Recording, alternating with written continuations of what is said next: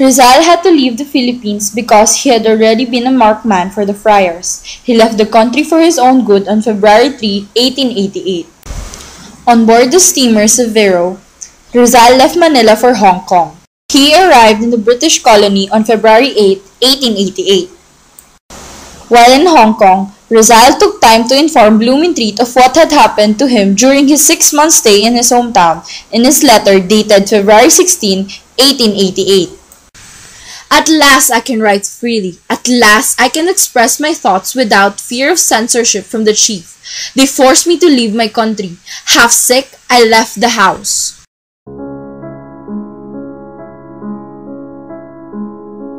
Rizal was met by Jose Marie Basa, Balbino Mauricio, and other exiles in Hong Kong. He became acquainted with the important Spaniards based in Hong Kong. One of them was Baranda, Terero's secretary. Baranda and other Spaniards accompanied Rizal in his visit to Macau. Some of his observations about Hong Kong as written in his diary are as follows. 1. The celebration of the Chinese New Year was quite very noisy.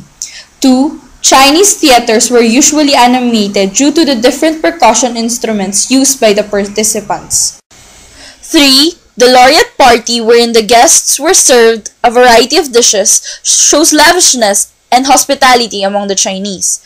4. The Dominican Order, the richest religious order in Hong Kong, had millions of dollars deposited in various banks, earning very high interests. And 5. The graveyards for Catholics, Protestants, and Muslims were well maintained. On February 22, 1888, Rizal left Hong Kong on board the vessel SS Oceana. Rizal arrived in Japan on February 28, 1888 through Yokohama and stayed at Tokyo for a few days. Later on, he stayed on the Spanish legation for almost a month. Rizal was impressed with the city of Tokyo and its people. Some of his impressions of Japan were the following: the scenic beauty of the country, the cleanliness, politeness, and industry of the people, the picturesque dress and simple charm of the Japanese women, the existence of few thieves in Japan, and the beggars rarely seen in the streets of the city. Nonetheless, Rizal was disgusted seeing Japanese men pulling the kuruma or rickshaw like horses. Rizal's romance with Osei-san began in the early spring of March. After moving to the Spanish legation, Rizal saw her walking near the gate of the legation. He learned from the gardener of the legation that the beautiful lady was Seiko Usui, called Osei-san. Rizal and the gardener waited for Seiko to pass the legation gate one afternoon. Through the intercession of the gardener, he came to know the Japanese lady. In Seiko, Rizal saw the ideals of womanhood. The friendship established between Rizal and Seiko developed into a love affair. Owing to the irresistible beauty of Seiko, Rizal became tempted to stay for good in Japan. Nevertheless, Rizal felt that he had other duties to fulfill for his country, so he left Japan by the middle of April 1888. He arrived in the United States on April 28, 1888 on board the English steamer Belgic. Rizal's entry point in the U.S. was San Francisco. Here, he stayed at Palace Hotel for 2 days before he left for Oakland and passed through Sacramento, Reno, Ogden, Omaha, Chicago, Albany, down to New York City. His arrival in New York City ended his trip across the American continent. Some of the good impressions Rizal had of the U.S. are the following. 1. Material progress of the country. 2. Drive and energy of the American people. 3. The natural beauty of the land. 4. The high standard of living.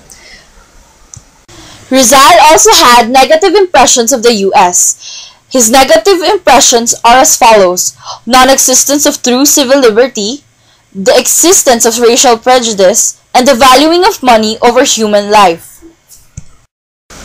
On May 16, 1888, Rizal left New York for Liverpool, England on board the vessel City of Rome. Rizal arrived at Liverpool on May 24, 1888. After staying one night at Adelphi Hotel, he moved to London. Rizal resided in London from May 1888 to March 1889. He opted to stay in the city and make his second home for three reasons.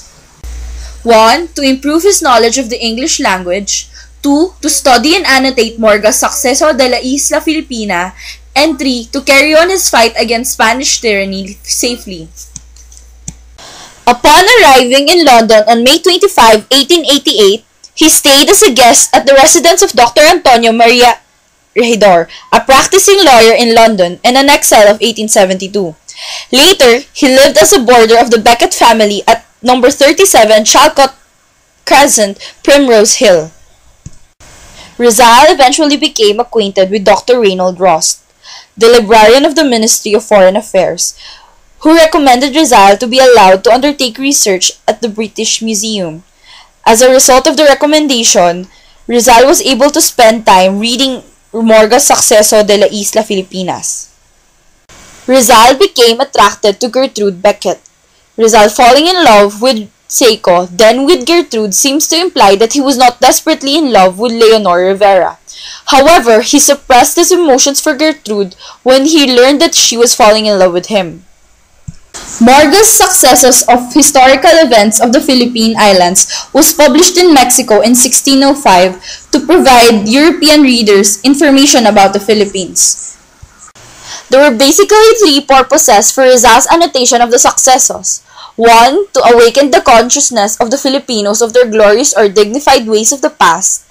2. To correct what has been distorted and falsified about the Philippines prior to Spanish conquest. And 3.